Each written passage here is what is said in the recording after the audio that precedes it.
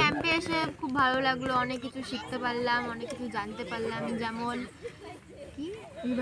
Ribbon crossing, অনেক রকমের class হলো, ক্লাস থেকে অনেক রকমের জিনিস জানতে পারলাম, স্কাই ওয়াচ, তারপর নদী, মানে নদী কি করে পার হয় ওটা তো বললো তো, ও বলুক, তারপর তোমার মনে পড়বে তখন তুমি বলবে, ওকে বলতে দাও, নিজে বলবে না বলে ওকে আবার তুমি শিখিয়ে দিচ্ছ।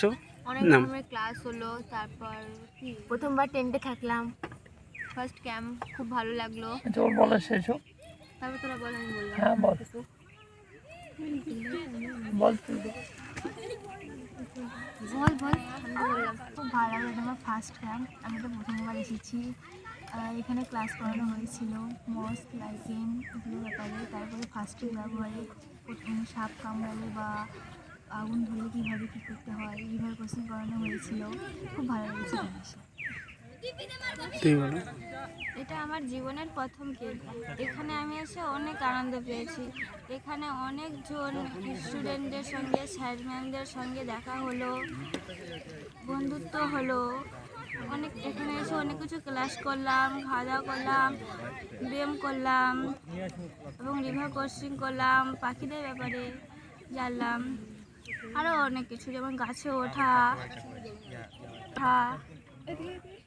এগুলো সব করলাম এবং প্রথম টেন্টে থেকে অনেক ভালো লাগলো। বাড়িতে নিজে থালা বাসন মাজো? হ্যাঁ, বাড়িতে আমার থালা বাসন আমি মাজি, আমার জামা কাপড়। এত সকালবেলা উঠে পিটি বা ওঠা? হ্যাঁ, সকালে উঠি, টিউশন আছে তো মাঝে মধ্যে আমার মা হেল্প করে। এখান থেকে একজন বলো।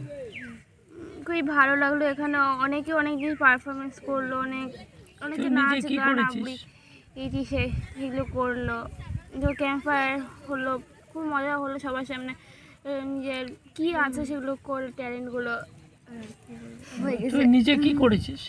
আমি যে নাচ করেছি। হ্যাঁ সেটা বল যে আমি এই ক্যাম্প ফায়ারে এসে নাচ করেছি, অনেক দিদি